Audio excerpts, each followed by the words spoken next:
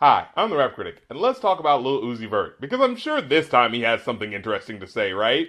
I mean, look at that title, TOUR Llif3. That's gotta be something different. I mean, it's named after the tour that The Weeknd took him out for, and a song title where you can tell exactly when the drugs started kicking in. And yes, they did just use this one image for the whole video. Save money where you can, I guess. But hell, with how people read into things, I'm surprised no one's praising this video as being some deep Andy Warhol type thing. But yeah, you know this isn't gonna be good. What, you think this song's gonna actually be about tour life? Or maybe how grateful he is to The Weeknd for his exposure? Or how fun it is to connect with the crowd? Or how taxing it is to be away from loved ones but knowing that this is how you provide for them? You think he's really gonna get into any of that? Of course he won't. He couldn't stay on topic or say anything actually interesting before, and I bet he's not gonna do it now. What, did you think this was gonna be a bit where the next lyric proved me wrong? No, of course that's not gonna happen. I just told you, he never has anything actually interesting to say. He's never gonna actually have a song with consistent lyrics or even a song with any emotional weight to it. I don't really care if you cry. What? I don't really shouldn't have a lie. Oh. Should've saw the way she looked me in my eyes. She said, baby, I am not afraid to die. Oh. Push me to the edge, all my friends are dead. Push me to the edge, all my friends are dead. Okay, this got dark.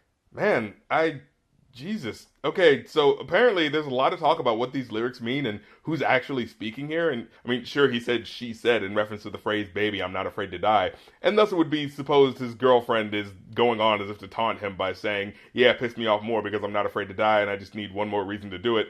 But some are actually saying that the following phrase, push me to the edge, all my friends are dead, is now Uzi speaking to her, expanding upon the earlier part about her lying to him, and saying you're just pushing me even further away from you, which is fine because I'm already emotionally cold from losing so many friends to gang violence and suicide anyway. Also, when he says all my friends are dead, that could be a reference to money and how the only friends he really has are the Franklins and presidents that are on his money. Which does sound like bragging at first, but it's kind of sad when you really think about it in context. And I hear that sentiment a lot in rap music, how they can't trust anyone and how they have no real friends in the industry, but at the same time, they do tons of collaborations with other rappers. Like, do any of you guys actually like working with each other, or is it just like any other work environment? Hey, young thug, new assignment. I'm gonna need you to post a few Instagram videos where you hang out with the new intern, Lil Uzi Vert. Uzi? Aw, man, I hate that fucking guy. Yeah, but brand association is peaking with them right now and will increase your searches by 13%, so I want 3 smiling, happy, segwaying down a hallway videos by noon.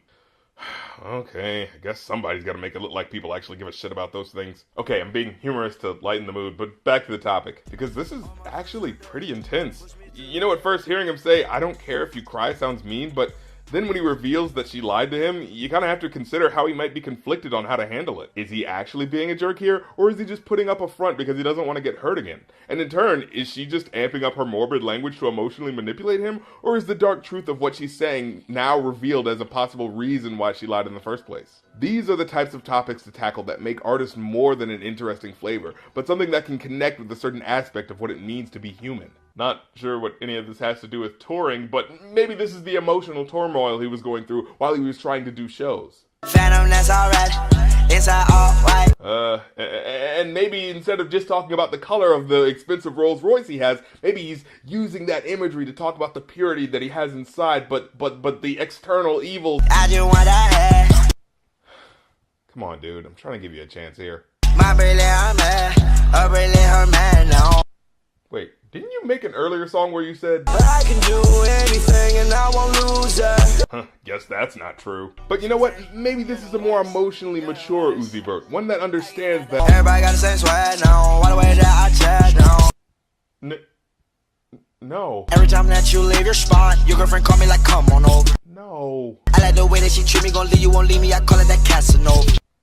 God damn it, man! I was actually starting to respect you! I was gonna use this review to make a point that I could still like an artist's work and respect them regardless of who they were or what they did previously. Because it's not about old school or new school or subgenres, it's about what you as an individual have to say on an individual track. And that I can dig Uzi Vert when he puts real time and thought into his track. But you fucked it up! She said I'm insane, I might blow my brain out. Johnny, all the pain out. Please, Johnny, make it go away.